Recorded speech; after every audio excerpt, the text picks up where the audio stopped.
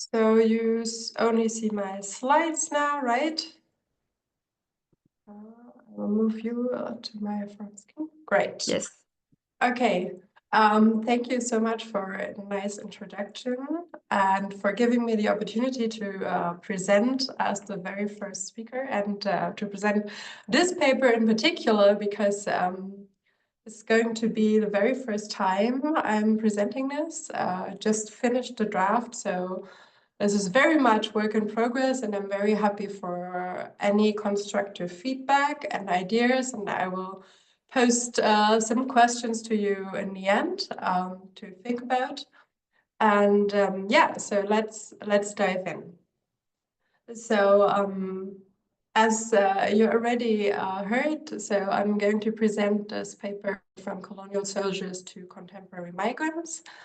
And I'm going to explore intergenerational effects of military recruitment. And part of the data collection for this paper has been supported by the German Family Ministry. And yeah, so here on the right-hand side, you can see already a picture of the colonial soldiers I'm going to talk a little bit more about, and the French French citizens of you might be more familiar already with the tirailleurs sénégalais. And I'm going to talk a little bit more about these fighters in particular and why the experience can be considered a migration experience. So basically, I'm going to ask whether the exposure to ancestral military service abroad, an early large-scale episode of enforced transcontinental migration, continues to shape migration intentions, plans, and behavior today. So the setting is that during World War II, France conscripted tens of thousands of young men from Senegal and other West African colonies, deploying many of them to Europe. So France had already started recruiting French West Africans in the World Wars before, but during World War I, it started with universal conscription, which is going to be relevant for identification of exogeneity later on. But in general, so I'm citing historian Koller here on the right-hand side, never before had so many men from the colonies been directly exposed to the realities of European culture and society. So this has been a subject of debate, whether this is something whether this was a good or a bad experience, but it definitely was a form of exposure. So before diving in, I'm going to connect this a little bit more to the existing literature. So to start with, this is going to be a paper about colonial ties. And most of you will know colonial ties have been a stable predictor or at least control when it comes to international migration. So especially when we look at international gravity models, they all contain colonial ties. And so far, however, there's not a lot of work on why colonial ties should actually matter beyond networks, especially. So in this paper, I'm trying to open this black box a little bit more. And in that sense, it's mostly related to an unpublished draft by Salem and Sek, who look at or explore this colonial troop recruitment in Morocco and its consequences for migration to France. And there is a paper by Eindif that was published in 2015 where he looks at colonial recruitment in India in World War I and its consequences for literacy in the public. Then this paper is related to the literature on intergenerational transmission, especially of norms and behavior. So to models of cultural transmission especially, because when it comes to the migration literature, we mostly discuss intergenerational transmission with respect to social mobility, but also with respect to transferring like fertility choices and risk preferences for leisure activities and so on. These all have been debated with respect to migration. Most importantly, I look at this beyond the parental generation. And there is basically one paper that shows by Murphy and Wang that fertility in norm transmission also persists beyond or net the parental effect. And as I'm going to talk about World War II mainly, I'm going to focus on grandfather transmission. And so in that sense, this is connected to intergenerational transmission, but it's also connected to social remittances. And because I'm going to look at whether there is a transmission of things that go beyond material gains. So to foreshadow the main results of the paper, I'm going to argue that descendants of conscripted soldiers exhibit significantly higher immigration aspirations and plans, and that historical local recruitment intensity also predicts, besides aspirations, migration behavior. And I'm trying to, or like I present suggestive as evidence that this intergenerational transfer draws on not just return of the grandfather, but actual exposure, and that the effect runs through networks, civic engagement, and narratives that connect recruitment to contemporary migration. I'm going to combine different sources of data. So there is original survey data from Senegal and from Germany. And I'm also going to connect geocoded Afrobarometer data from round 7 in Senegal with data from the French military records on soldiers that have fallen during World War II from Senegal. So this presentation is going to give you a little bit more background on the history that I'm going to set this in. And then I'm going to talk a little bit more about the conceptual considerations, why this should matter for contemporary migration. And then we are going to move on to the results. First, look at grandfather recruitment, aspirations and plans, and then at migration to Europe. And then I will expand this to the Afrobarometer data and look a little bit more at a larger regional coverage and at household migration, so actual migration behavior. And then before concluding, I'm going to go back to the mechanisms I hope to introduce at point 3. Okay, so let's start with the historical background.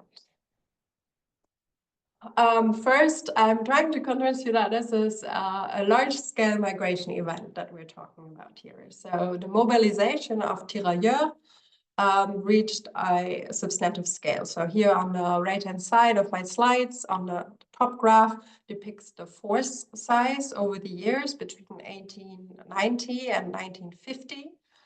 And the lower graph shows the annual recruitment numbers between between the year 1900 and 1950 as well.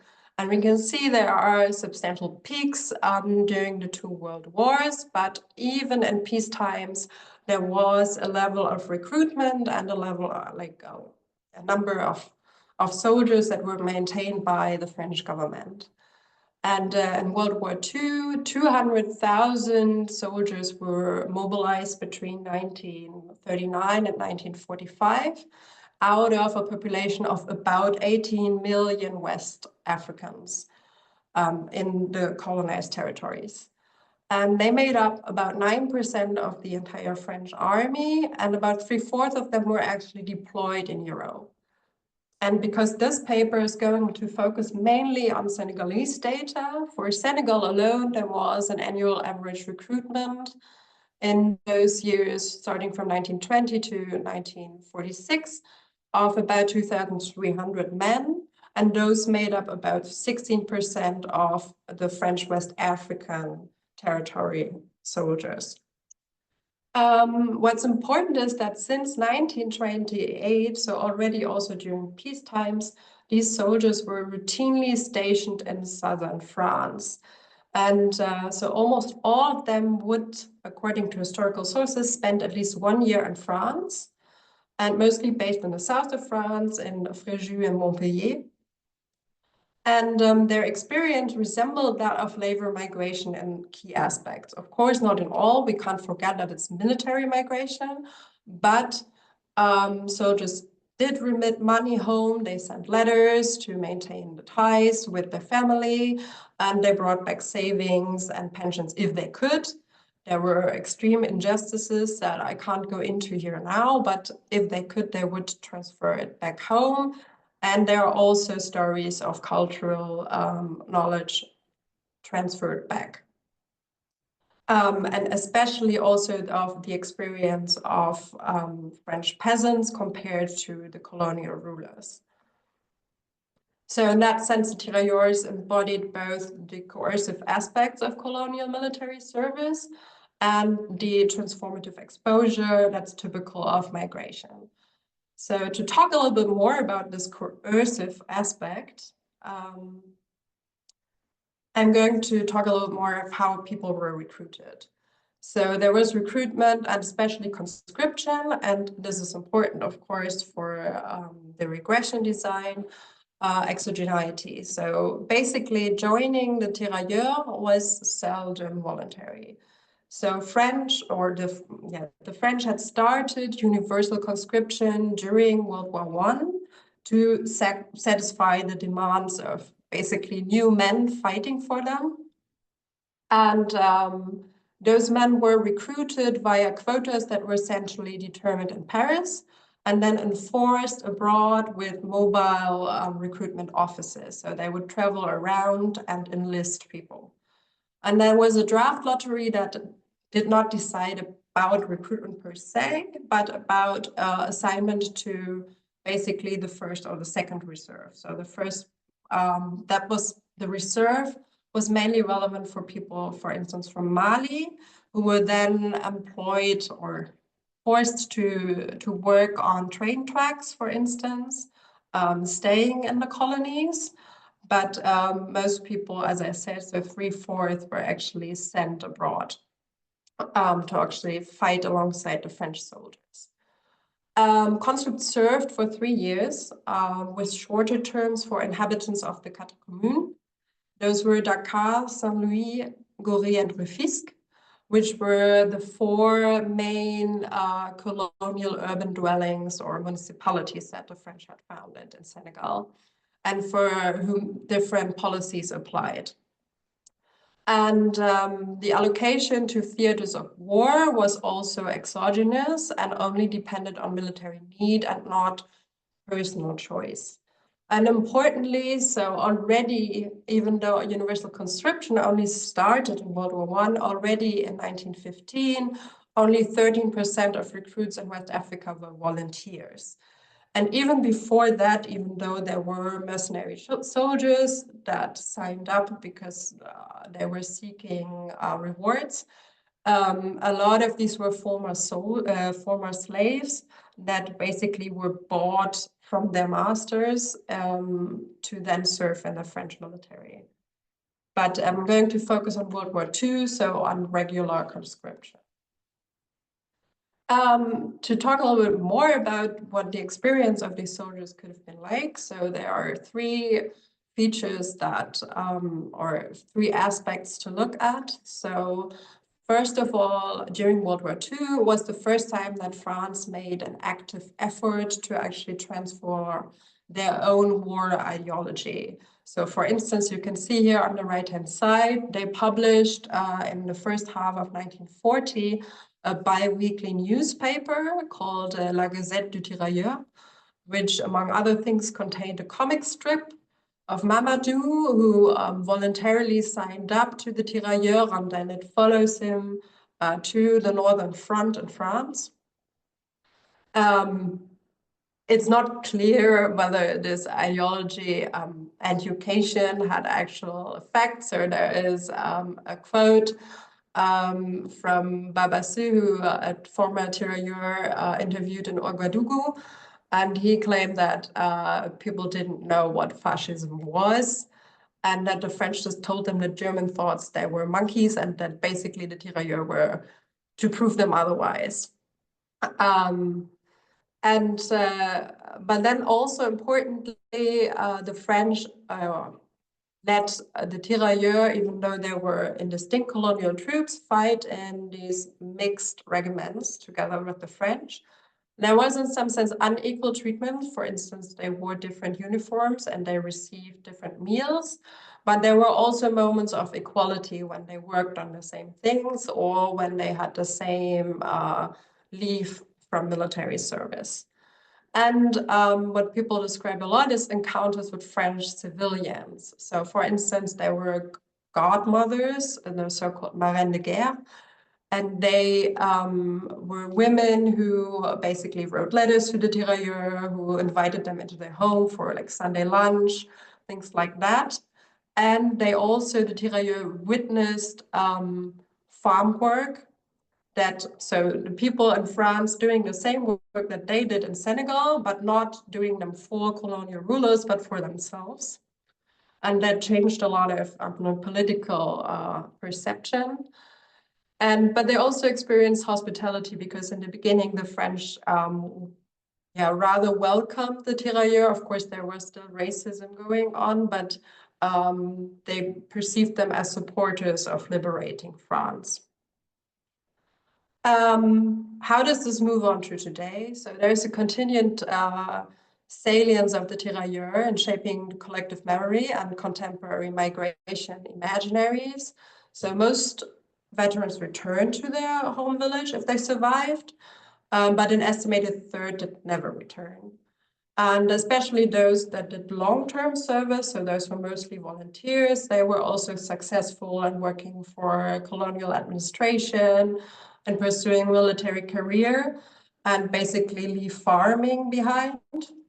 And they also experienced increased political influence, first still under colonial administration, and then that carried on into independence. So there are a lot of state leaders that are actually former tirailleurs.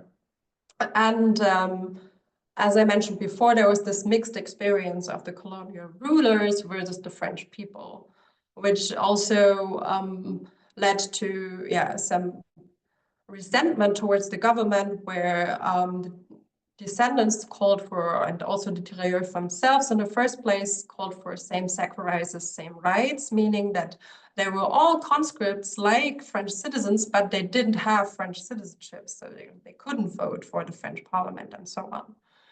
And then there's this narrative of blood debt, meaning that that was mainly employed by irregular migrants in Paris, especially in the 1990s, calling for France basically giving people regularization in reply to, or like, because before that, the Senegalese basically sacrificed themselves for France.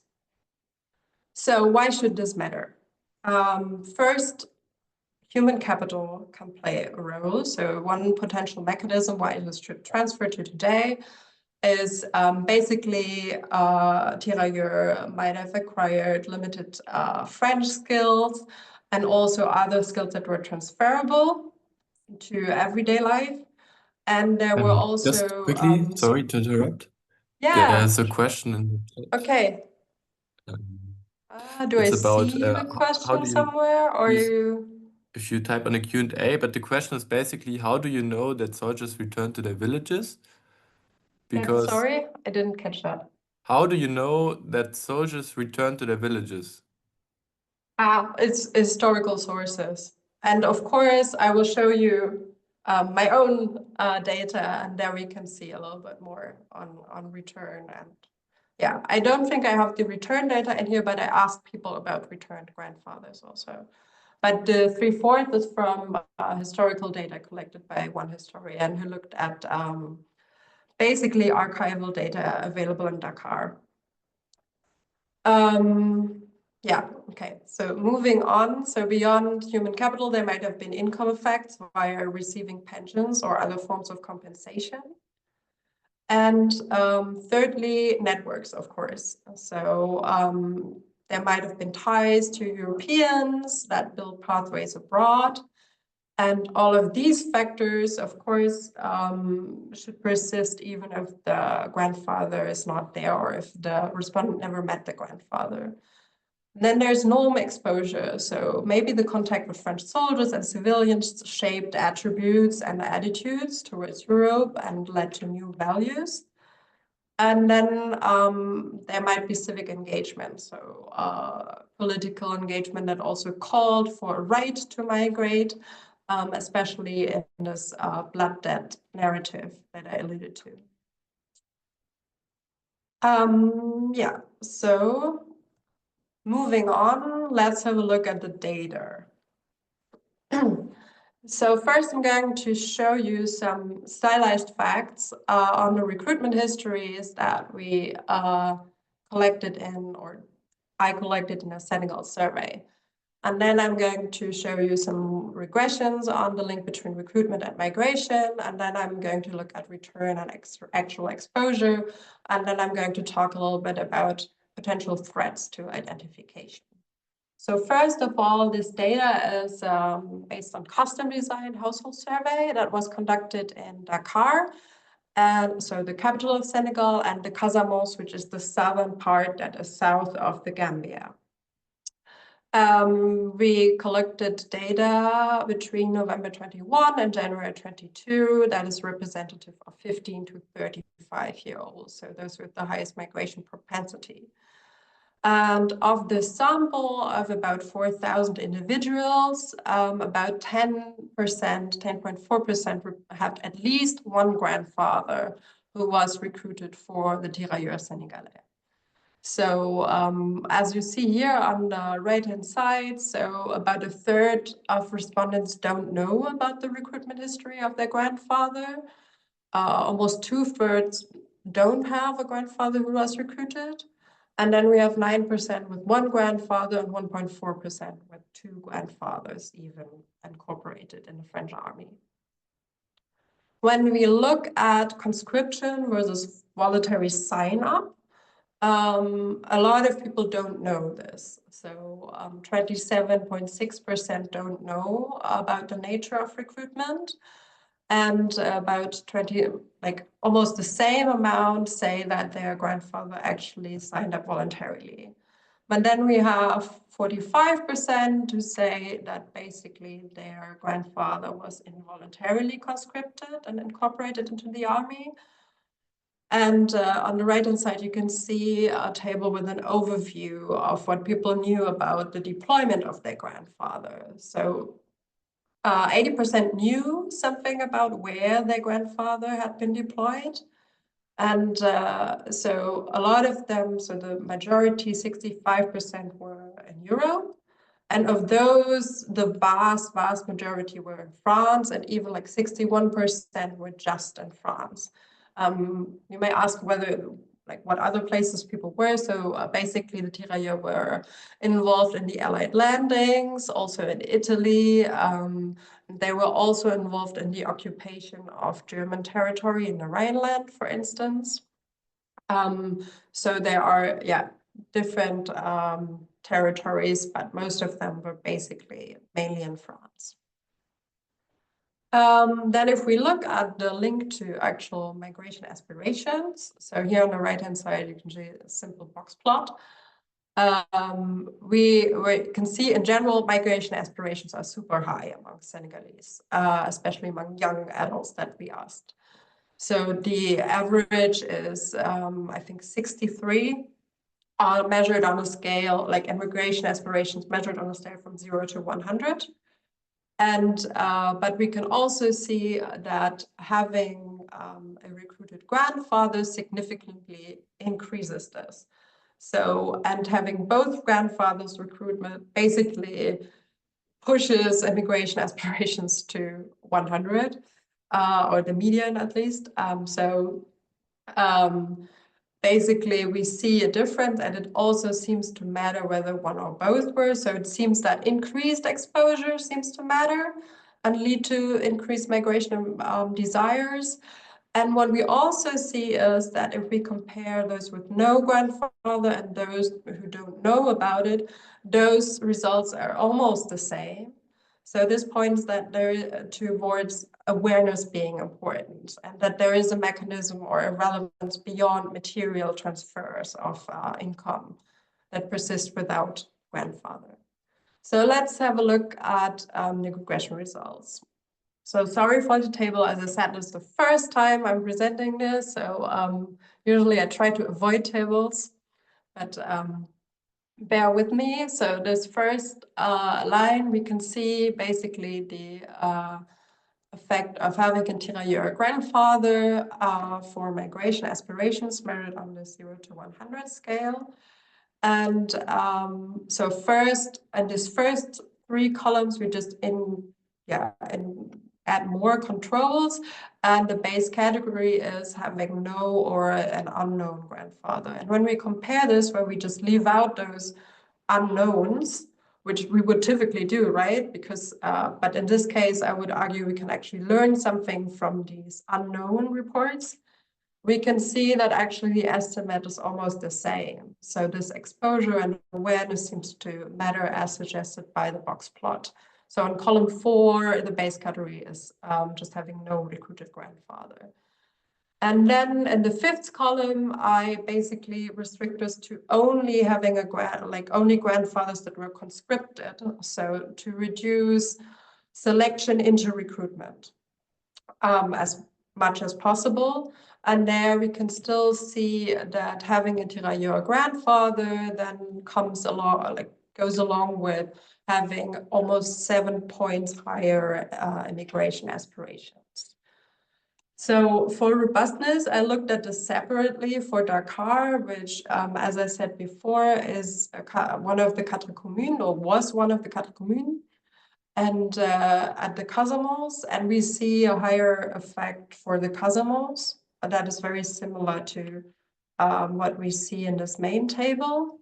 Then I excluded post-World War II deployment, because that is when people basically stayed in the army voluntarily. So when people were deployed, for instance, in Indochina, and there we have a 7-point increase still. And then I also restricted to sample to only having deployment in Europe. And there the effect decreases to 4.5 points.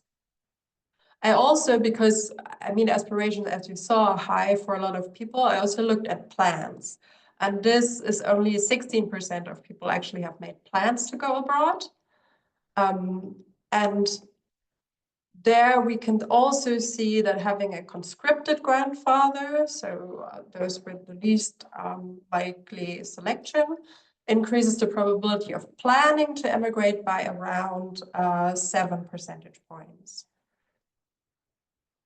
And yeah, so then I look a little bit more. Yeah, there's a question.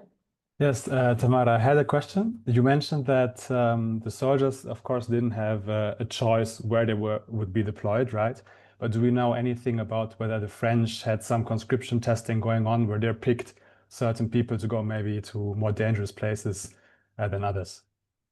I haven't found any evidence on that, and it also doesn't seem like, or at least it doesn't seem like fatalities vary, for instance, systematically across locations at least. But so I don't find evidence for that in the forces. So there is, I'm going to talk about this a little bit, that in the conquest era, so until 1905, there was still this idea of the martial races. So that's why control for ethnicity in all regressions.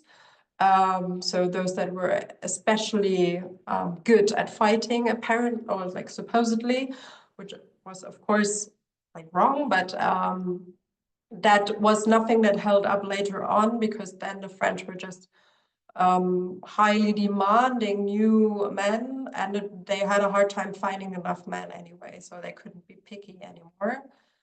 And I guess this applies to deployment as well. So then I tried to look a little bit more at exposure and transfer. So this is interesting because I would like to get to know your opinions at the end of this talk. So basically, I look at the effects of having a returned grandfather and at having exposure to him. And with exposure, I mean basically having been at least 12 years old when the last veteran grandfather died. So I asked respondents about at what age their last veteran or their grandfather died, to get variation in this exposure. And return itself is associated with lower migration aspiration. So I have some thoughts about this. Basically, for instance, non-return could mean having stayed in France, which then might have a positive effect on migration aspirations.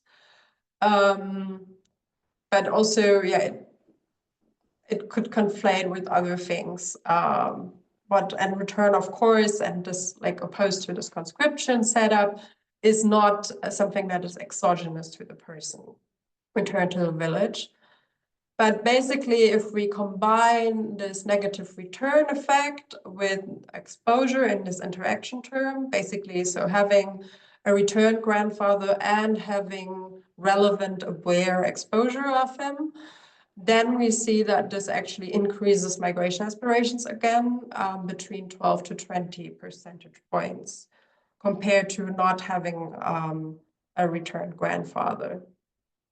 So this is at least suggestive evidence that return alone does not explain positive recruitment effect and that personal interaction is a relevant factor, but this is still something I'm working on.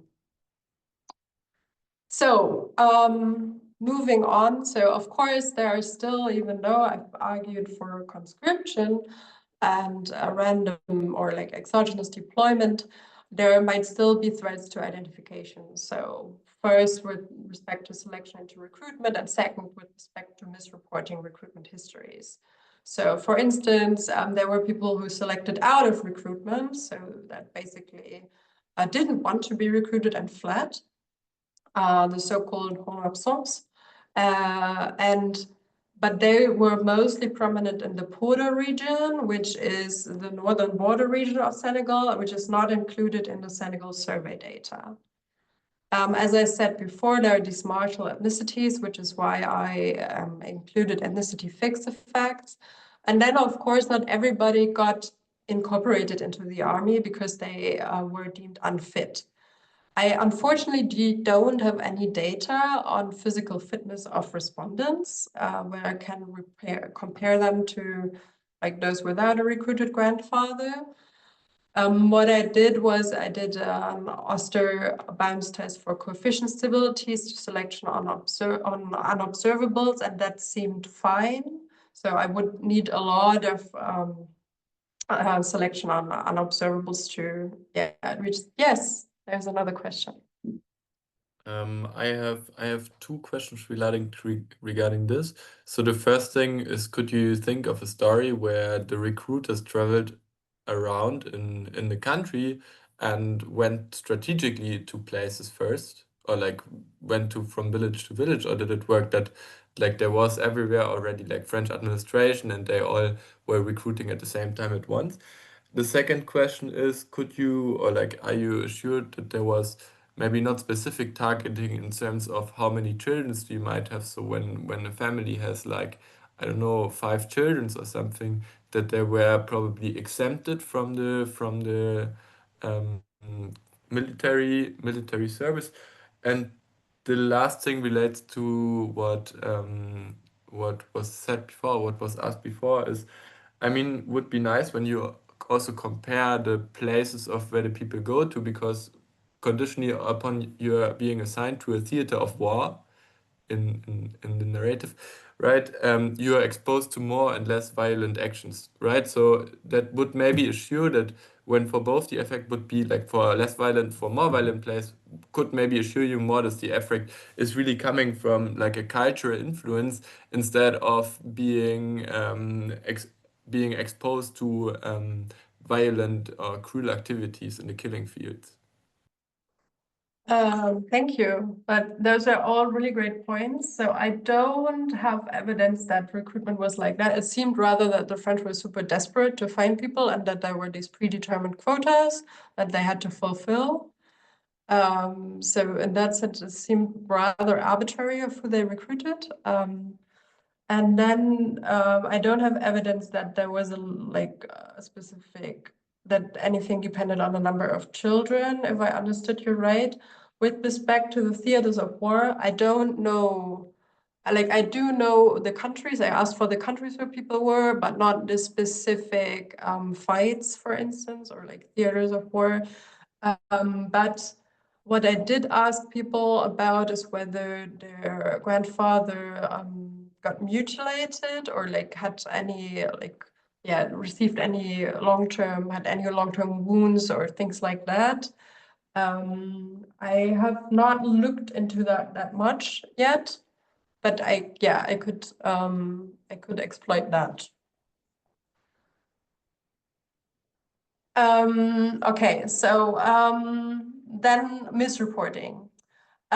First of all, including unknown recruitment histories and just excluding them seems to yield similar results, which I think also points towards people not misreporting too much.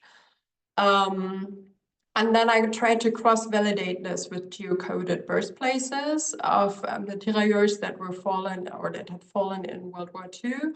And there is at least a strong negative gradient between the distance to the nearest fatality birthplace and the predicted grandfather recruitment. And then I think one important point is respondent age and exposure. So recruitment effect, of course, I mean, World War II still is a long time ago. My respondents are rather young. So what I did is I restricted the sample to those that were rather old in the sample, and there we actually see that effect increases. So if we include only respondents that were older than 25 or older than 30, and so on the one hand, this could mean that exposure like really matters, but it could also, of course, mean that people are just more mature and aware of the issue because they are older and more interested. But at least it doesn't point towards this being completely off.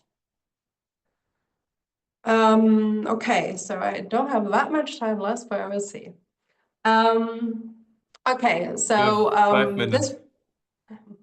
This will be rather short. So one thing we did, or I did, was also look at a survey among West Africans living in Germany that was conducted in the winter of 23, and where I also asked people of whether they had a tirailleur grandfather. And among those from French West Africa, 17% had one, and almost half of these had a grandfather that was stationed in Europe at some point. And of course, these two surveys are in no way comparable in the sense that the scope is different, representativeness is different. But if anything, so the share is higher among those actual migrants than among the respondents I asked that are representative. So if anything, there might be a positive selection on having a tirailleur grandfather, pointing that there is towards actually a behavioral effect. Okay, now to the last data parts. As I said, I also tried to look at the Afrobarometer round 7, first because it covers the entirety of Senegal, but second because it has actual household migration data. Unfortunately, of course, there's no direct information about grandfather recruitment.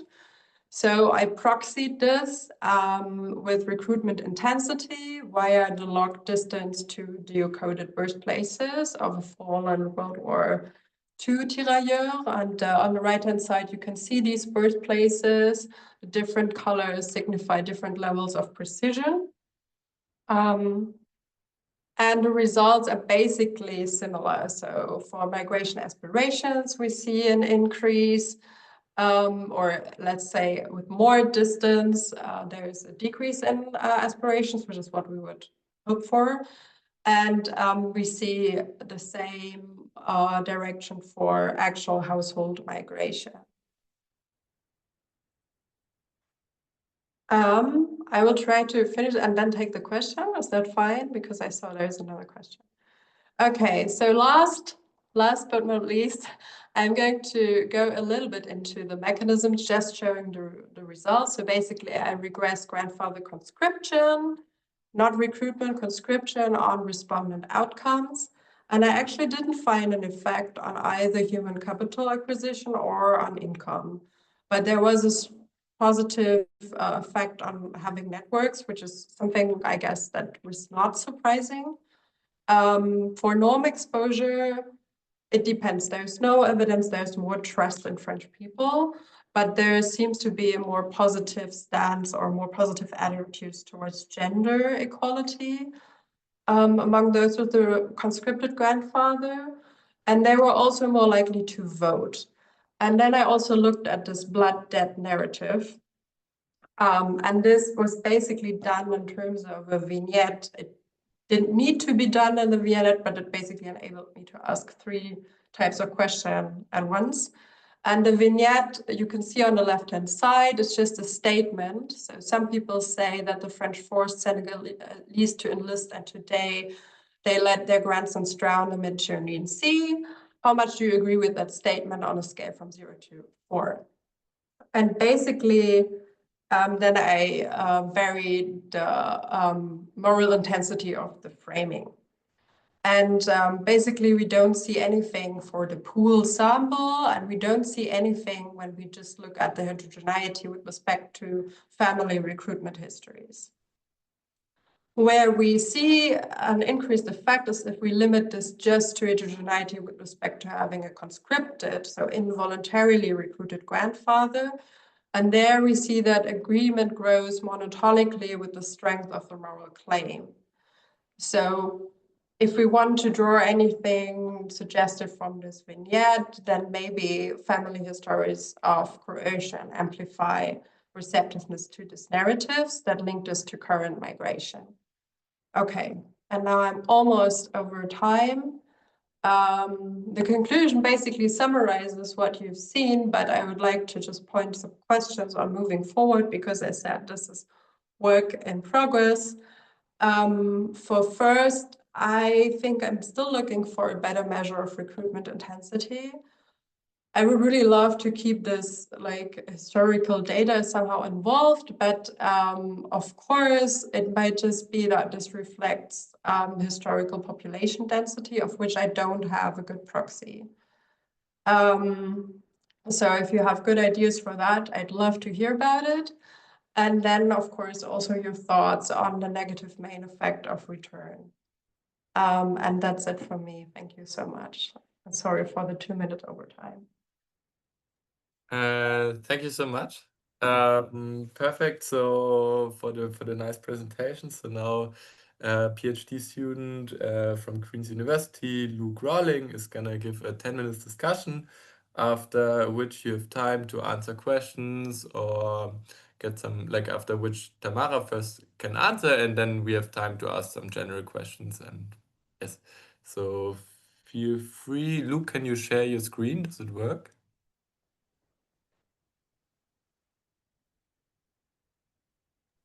Can Perfect. people see screen and hear me? Yes. Excellent. Okay. Thank you, Tamara. That was it's a really, really interesting paper. Yeah, so my name's Luke. I'm gonna give a 5 to 10 minute discussion. I was told to not summarize the paper, but I kind of found that I needed to sort of articulate what I felt was the main point before I could kind of come up with some constructive comments on it. So like broadly, I see this paper as fitting into like the big picture question of what drives migration decisions. And this is interesting because a lot of the immigration work that I've seen and that I work on typically takes migration as given, as sort of like this exogenous thing that impacts the destination countries. Tamara is looking more at what causes people to uproot in the first place. More specifically, she's wondering how exposure to foreign destinations, like their culture, is going to affect migration intention, specifically persistently, like over multiple generations. And she uses cleverly, I think, France's forced conscription of soldiers from West Africa during the Second World War as like an exogenous exposure shock of West Africans to Euroculture. And so she's really wondering two things. Did conscription lead to a persistent change in migration decisions, specifically over multiple generations? And if yes, what are the mechanisms that led to this change? If it did create an effect, why did it do so? And a couple of things just super quick that I liked about this paper. The first is that it's kind of like true economics, right? So economics is about understanding why individuals make the decisions that they do. And I feel like this paper does a really good job at that. The second thing that I really liked is I really like the historical background section, both during this presentation and when I was reading the paper, digging into like, you know, historical archives and stuff. It's very, very, very cool. And I learned a lot about a topic that I previously had no idea about. So that was awesome.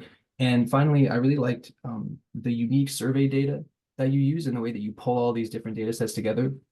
If it's true, and I didn't fully gather this from the paper or your presentation, but if it's true that you actually originally gathered this data, you should emphasize that more, because I think that's a really cool contribution. Okay, so some of the more substantive comments. This one's still a bit minor. I found the 0 to 100 scale a bit difficult to interpret. It's not really clear to me what, you know, increasing migration aspirations by 7 points on a 0 to 100 scale kind of means. And so maybe just try and think of ways to maybe normalize this by a standard deviation, or link it to, you know, actual migration probabilities would be helpful for interpretation.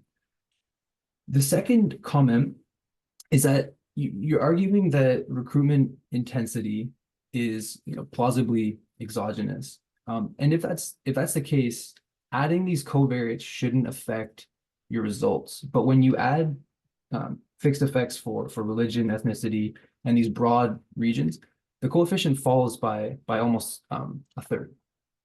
And that sort of suggests to me that recruitment is positively associated with some other factor that also helps explain migration. And one of them is, I think it was maybe brought up already, and you might have mentioned it right at the end in your conclusion, is that I would imagine to be easier to recruit from denser urban areas than rural areas. And so those in urban centers are maybe more likely to have recruited grandfathers, and those in urban centers might also be more likely to migrate, right? They might have access to migration networks in a way that people in rural areas don't.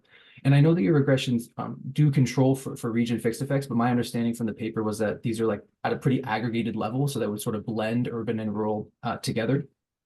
This also applies to your table 5. So you document that, I think I'm going to say this right, that the probability of migration decreases the farther away you are from an area that had fallen soldiers, right? But if those areas are more likely to be like denser urban areas, then really this distance measure is just picking up the distance to, you know, the extent to which one is in a rural zone. And so I don't know if it's possible. Maybe you're reaching data limitations, which is super fair. But I think that you do in your survey, right? You survey people from all these, like I think it was over 300 different small communities. And so if you're able to include those as fixed effects, I think that would be one way to address this possible omitted variable.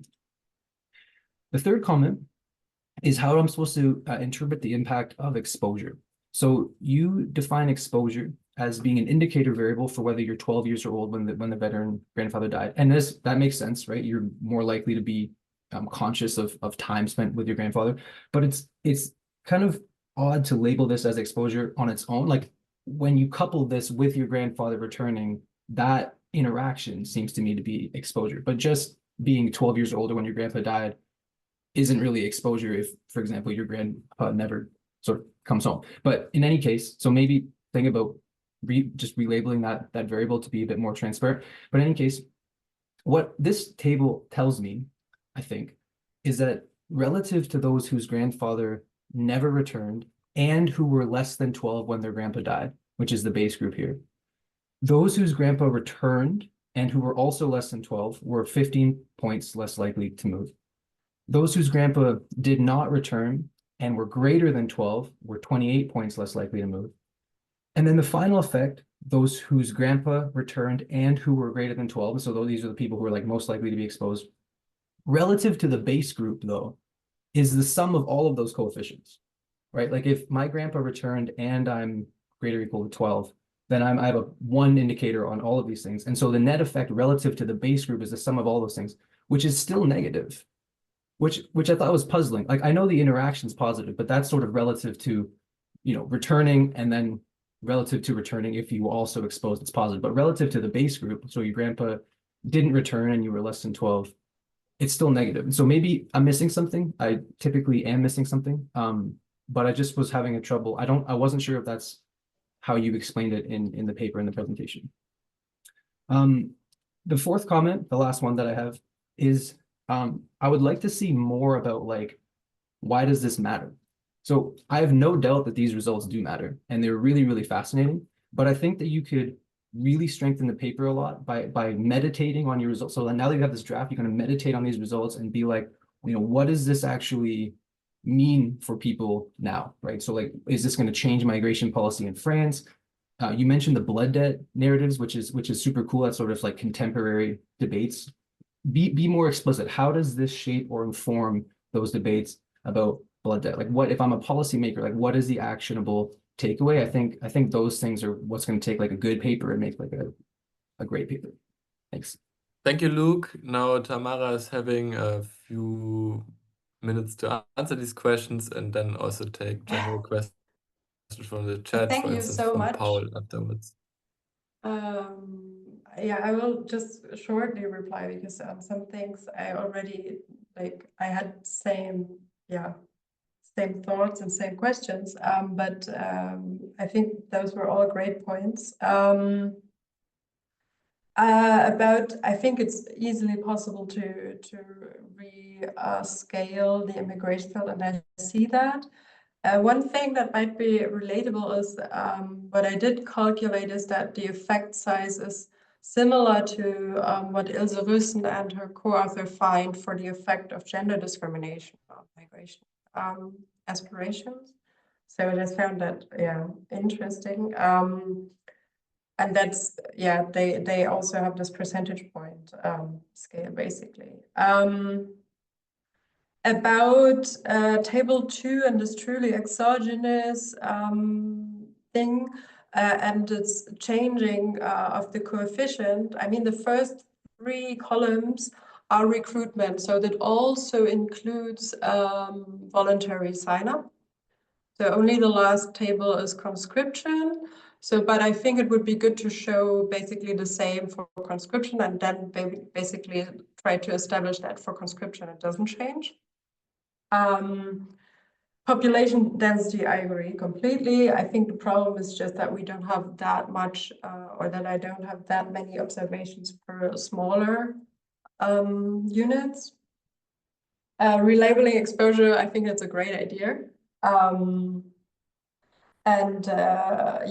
rerun thing and policy. And one thing that's important, I think, is the base is so only people who had a veteran grandfather were asked about when the last grandfather died, right? So it's that's really important for understanding the setup. In general, this is only people who had a veteran grandfather, so that's why the sample is so small as well. Policy, I feel you always. I think, but there I think we can actually, or I can actually make some good suggestions. But thank you so much, and I'd be happy to have the slides. Okay, so there's this question from the chat from Power still, or unless Luke wants immediately to respond. There's this question. Now I can see that. Okay, perfect. That's great. Grandparents. I don't know if I get the question correctly. Maybe I can. I think so I only asked. I mean, in general, that is something that makes maybe the results a little bit messy. I don't know if I get the question correctly, but I only asked to have this explicit for grandfathers and not for great-grandfathers. And of course, some people might mess this up and have replied for great-grandfathers. But I did explicitly ask, and of course, there might still be people in there that had a great-grandfather, but not a grandfather who got recruited. Unfortunately, I can't identify that now that the survey is out. And yes, I indeed collected the data. So that is also, I mean, it's kind of a curse as well, because people make you responsible for the stuff that you didn't do. That's one thing I didn't do. But Also, yes, related maybe to there's this a question, clarification if I didn't, because I didn't get it. I'm sorry, I don't know why my camera is not working, but related to this question, the thing is that I assume that there is an income effect, but Yeah. but I don't know how you discard it because you didn't test it, and I didn't see. Maybe I got lost in the process, but in your final diagram that was after my question or my comment. Yeah. You discarded the income effect. So how did you assume that the income effect is zero? Because So that would what? explain, and also my worry is like we are talking about 100 years difference between the participation in the first war or second war. So it could be several generations, it could be 6 generations apart.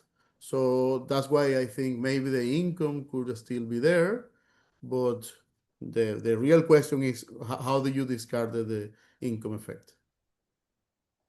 So I don't like, people don't like to report their income. Especially also, that's also true for West Africa. So what I do have is basically household economic situation. And I basically looked at whether there's an effect of recruitment on this. And I don't find anything there. So there's no improved economic situation if we compare those with the recruited or no, with the conscripted grandfather versus not having a recruited grandfather at all. So that's basically what I don't see. I try, or I do exclude in the main questions. I don't control for things like education and income and so on, because I assume them to be bad controls. Because I do discuss them as mechanisms, as channels that work. So yeah, I don't know if that answers your question. Okay, thank you. And I'm happy for more like feedback on how to do this better, of course, always. Are there any other questions from the audience?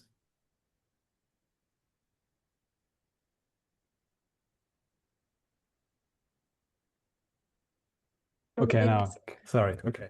When we remember again your map with the distances to places of fallen soldiers, to the recruitment places of fallen soldiers. I mean, we had this discussion now that, of course, for lack of power, you cannot take smaller regional fixed effects, which would be nice for the density. But this map looks a bit like, if you do some eyeball metrics, there's some diagonal cut with respect to the places where people died. Do you think, knowing the context of Senegal, it could make sense to use like proxy to the coast and maybe like subset the sample and try adding more and more inlandish places to see if this effect still holds if you do that? Yeah, that I could try that. I think so. Why that was also like one reason why I wanted to look at the Afrobarometer, because it also has these areas like actually Podor, which I described as a little bit problematic because of the people who opted out of recruitment, which is not super urban, but where a lot of people were recruited actually. So that's why I would have liked, or like, that's why I wanted to have this Afrobarometer, because it allows for more variation, because the Casamance is rather rural apart from the capital cities of the different regions. And Dakar, of course, is just entirely urban. So there's, yeah, not too much variation to learn from. But I'm just still not super happy with just the recruitment intensity setup, but I will look into that, into your suggestion. I think it's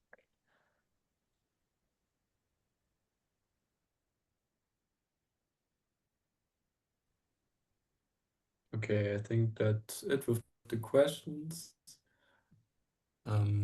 So I leave the floor to Angela.